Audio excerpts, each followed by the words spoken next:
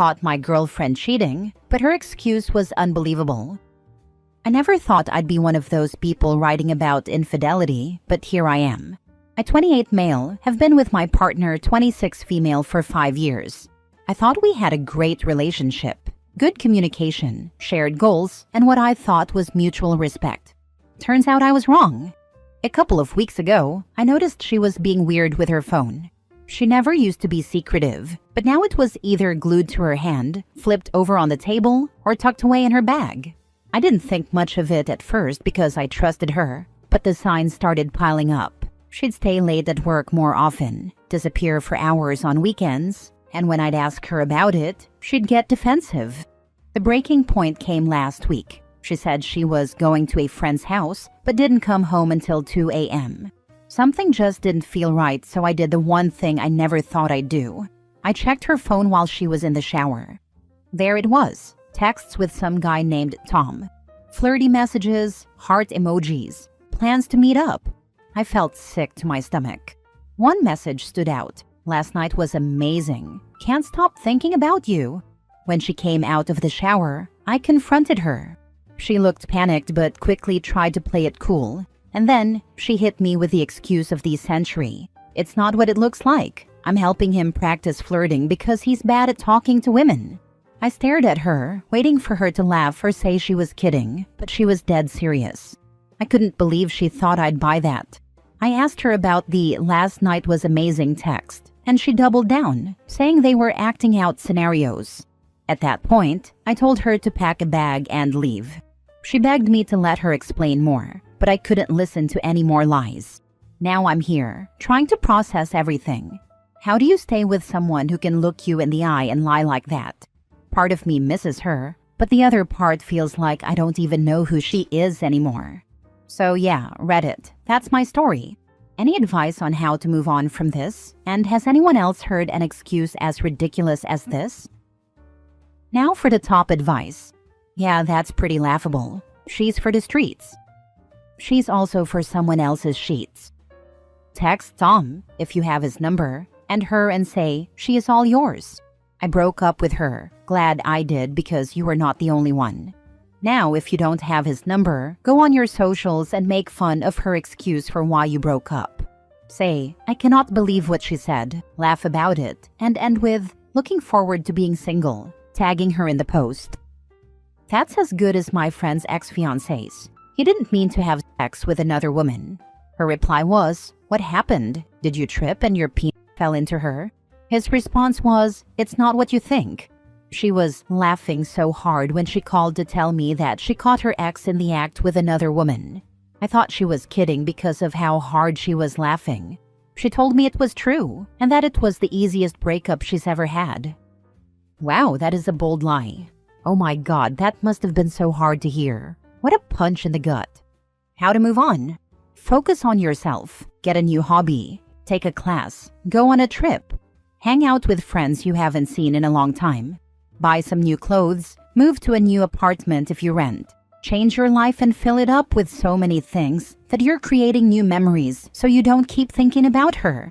Time will make you forget her, but sometimes it takes a while. The more you fill up your life with other things, the faster it will go. Of course, if it was a really bad breakup, you may need some therapy. You don't want to fill up your time so much that you don't heal your wounds. I'm sorry you're going through this. Infidelity sucks. Next story. She slept with someone else and told me that it's not cheating, saying, I said I wasn't seeing anyone. That doesn't mean I can't sleep with people. Female 32 and male 32. We dated for 3 years, broke up, and then several months later, she told me she couldn't imagine her life without me. We aren't official, but I asked her, and you're not seeing anyone anymore, right? She said she was off dating apps and had ended things with the other guy. She started talking about marriage. We spent so much time together. A month and a half later, she went to visit friends for New Year's. One of the people there was a friend she had hooked up with a couple of times during our break. I didn't know this. He wanted more. She didn't. They went to a concert, got high up on K, and slept together. She got pregnant and told me yesterday that she's aborting. I'm so hurt. She's showing some remorse but saying it's not cheating because we're not in a relationship. I feel like it's pretty clear that when we agreed not to date other people, it meant no sex with others. Is this inaccurate?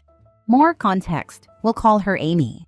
I've always wanted to adopt. I wanted to do it with a partner, but in my 20s, I was dealing with some serious insecurities, and it bled into a lot of my relationships. So things kept falling apart. In my late 20s, I decided to get involved with a group called CASA, working with neglect cases. My plan was to understand the system, get into fostering, and eventually adopt. Then I met Amy. She was fun, pretty, smart, responsible, and a hippie. Big plus for me. Responsible hippies are tough to come by. We hit it off quickly. Her kids came into my life a few months later, and over the years, we bonded. I became a better person with them. I think I always knew I would with kids in my life. They have been a very positive part of my life. Things were good, but Amy and I kept circling around the same issues. We decided we needed to take a break, which ended up being no contact over the summer. I took this time as an opportunity for serious personal growth, therapy, journaling, books, meditation, etc. It was painful, but worth it. A couple of months later, we talked again. She didn't want a relationship. It hurt, but I decided I loved those girls, so we agreed I'd have them once a week. The girls and I made a lot of good memories these last few months. We've become closer than ever. Amy and I started hanging out too. Eventually, she's told me she missed me. She was impressed by who I had become. We started working through our problems. Things were going well. That's where things were before the above happened. You don't have to stay with her based on a technicality. If she did something that you thought she should have known better than to do, then leave the relationship. It's a lot harder to be walked on when you are standing up. I love that. I've never heard that before, but I'm gonna start using that. Thanks, Bill. She started talking about marriage. That implies she was exclusive with you. Why would you start talking about marriage with someone if you are not exclusive with that person? So yes, she cheated. Also, it would be best for you to break up with her definitively. She cannot be trusted. Replies like these actually miss the point and further enable her argument. The point isn't whether it was technically cheating or not. Cheating means different things in all kinds of relationships. The technical definition does not matter. If you argue based on, was it technically cheating, you end up with all these BS posts like, she said it's not cheating because she was imagining it was me. Am I wrong? What matters is she broke your trust. Can you trust her not to do this again? Do you want to be with someone who's going to rulebook referee your relationship? If not, move on. She can think it wasn't cheating if you want. If it's important, when asked why you broke up, you don't have to say she cheated. You can just say she got knocked up by some other guy. Regardless of the terms and conditions of a break, this one isn't a positive contribution to your life. You deserve better. I like this. It's a simplistic approach. It doesn't rely on technicalities or semantics. It's simply recognizing that the person is not a positive contribution to your life and you deserve better. Next story. Caught a guy in my girlfriend's bed last night, 26 female and 24 male. So last night, my girlfriend and I were in a bit of an argument that she initiated. Afterward, I just bit my tongue and apologized to her, but she completely ignored the apology and went on about something else. The argument was about how I didn't feel comfortable with her hanging out alone in her room with this guy, especially after he had made some uncomfortable verbal advances toward her. Later that night, she told me she understood and wouldn't have him in her room alone anymore. But when she went MIA for 2 hours, I got a little curious, and something deep inside me kept telling me to go over to her house. It was like an echoing voice in the back of my head saying, go to her house. So eventually, after I got off my second job, I went over to her house. As I pulled into her driveway, she texted me, saying she had been reading a book. I responded casually, okay, that's cool. I hope you're enjoying the book. Right after I sent that last text, I walked into her room and there he was. This guy we had just discussed, laid up in her bed. She tried to say his ribs were broken and that he needed help. But she's not a nurse or a doctor. So I'm like, WTF? Why would his friends drop him off at her house? Why not take him to the hospital? He could have internal bleeding or something serious. Obviously, I was upset and losing my mind. He started talking smack to me, and I ended up threatening him, but I didn't hurt anyone. She just kept saying he couldn't afford the hospital, but come on. If his ribs are broken, he's eventually going to have to go to a hospital. The whole situation was suspicious from the start, especially since she had just told me she wouldn't have this guy in her room alone anymore. Then she texted me, saying she knows she messed up for not telling me, but she wasn't sorry for it. So I broke up with her right then and there. Mind you, she has a habit of lying to me about various things. Each time I've broken up with her over something like this, she has crawled back to me, begging for me to take her back and acting like she's changed. But at this point, I'm so mentally and emotionally exhausted and drained that I don't even want to eat or work. For the last month, I've only been eating once a day because of the deep depression she's caused me. How do I move on and heal? I recently recovered from broken ribs. You know what you don't do? Drive, cuddle, effing move in any direction because it hurts. Walk away. She's a terrible person and a bad liar. For real. I fell out of a tree as a kid and bruised my ribs, and I could barely do anything. I can't even imagine what breaking them would feel like. No way he was moving around and cuddling if he was actually that injured. Fractured one by jumping out of a tree and hitting a branch on the way down, and it was so painful when I landed I could barely breathe. She's not your girlfriend. Lol, obviously not anymore since I seen that. Young man, you need to move on. You don't want to marry someone who constantly lies.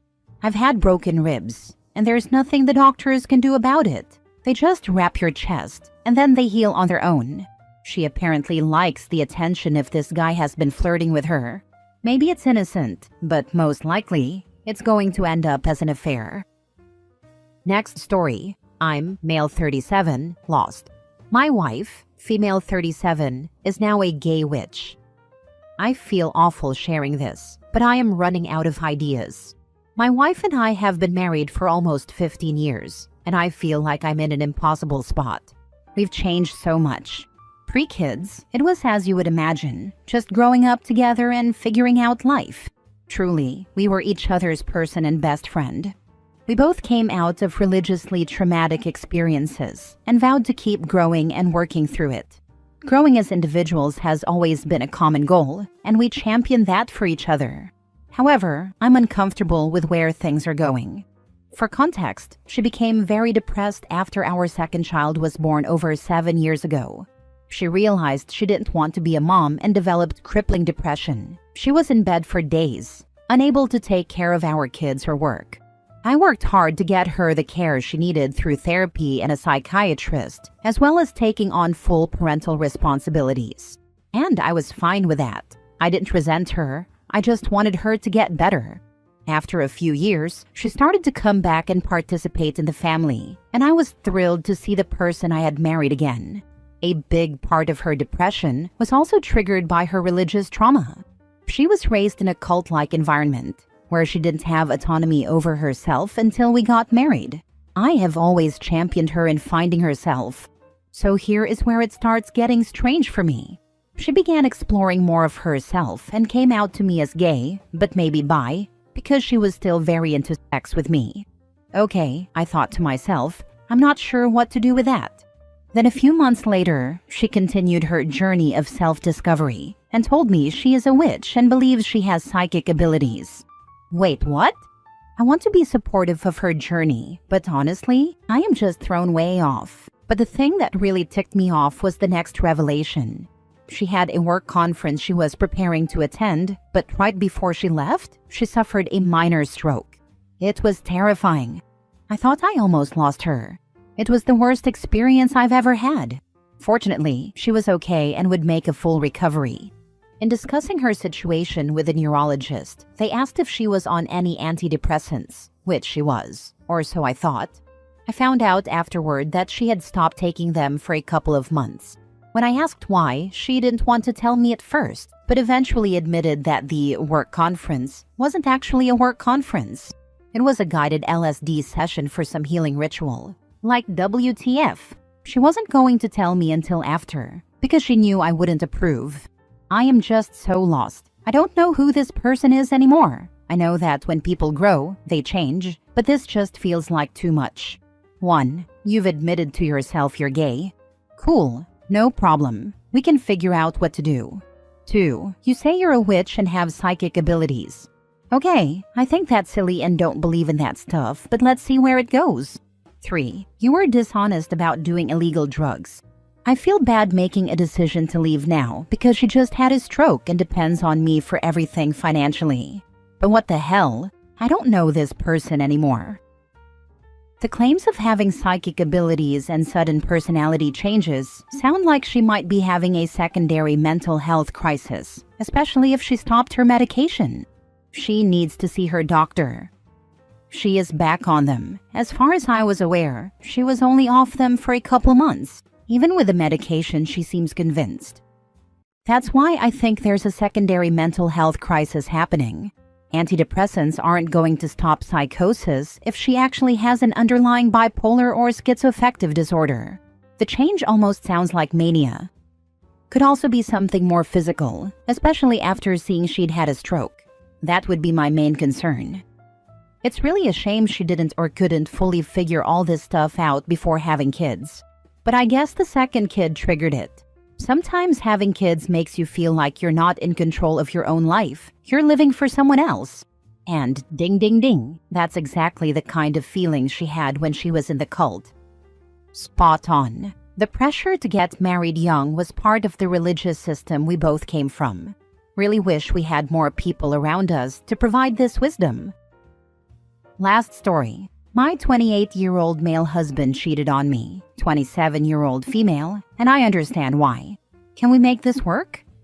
I can't believe I'm writing this post, but here I am. My husband cheated on me after being together for 8 years. We have a 4-year-old and a 1-year-old. I know there are no excuses for it. I could never have imagined in my life staying with a cheater. But here I am, wanting to forgive and try to make this work. I know this is not my fault, but I have not been affectionate at all. There are weeks that go by where we don't even kiss or hug each other. We have definitely been in roommate mode for a while. He is 100% of the time the one who initiates any kind of intimacy, and I turn him down 9 out of 10 times. The only reason I have is that I just don't feel like it. He came crying to me today, confessing that he slept with someone 2 weeks ago. Without writing out the long story of how it came about, this was a one-night stand. He had no prior or past contact with this woman. He is begging me to give him a second chance. I am more upset thinking about losing my family than the act of cheating itself, which is so crazy to me. Is it even worth it? Can a relationship ever work after this? Y'all need counseling, not Reddit. Get through that together before you make your next step. Agreed. Individual and couples counseling. My husband had a 6-month affair. I was depressed for years, and we ended up in a similar situation as OP. After 5 to 6 months of individual counseling, we started couples therapy. To OP, it can work as long as both parties are willing to put in the effort to repair themselves and the marriage. Good luck, and I 100% get where you're coming from. I too used to say I would never stay with a cheater. But here I am. Counseling makes a world of difference, and both have to be willing to go the mile. Yep, and maybe counseling will lead them to divorce, because the problem is bigger than just the cheating since their relationship was failing before that. OP needs to figure out why she doesn't want intimacy, and if she will want intimacy again. And if the answer is no, then her husband has to decide if he wants to stay in a sexless marriage.